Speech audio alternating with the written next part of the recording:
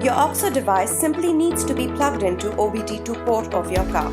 All cars manufactured after 2009 have an OBD2 port. The OBD2 port is simple enough to find. It will be located under or beside the steering wheel area on the driver's side of your car.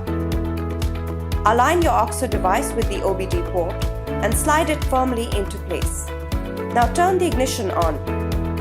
You should see the lights on your AUXO device turn on.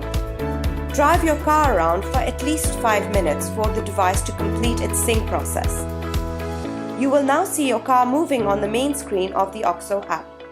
Congratulations! You are now ready with your new AUXO-powered smart car.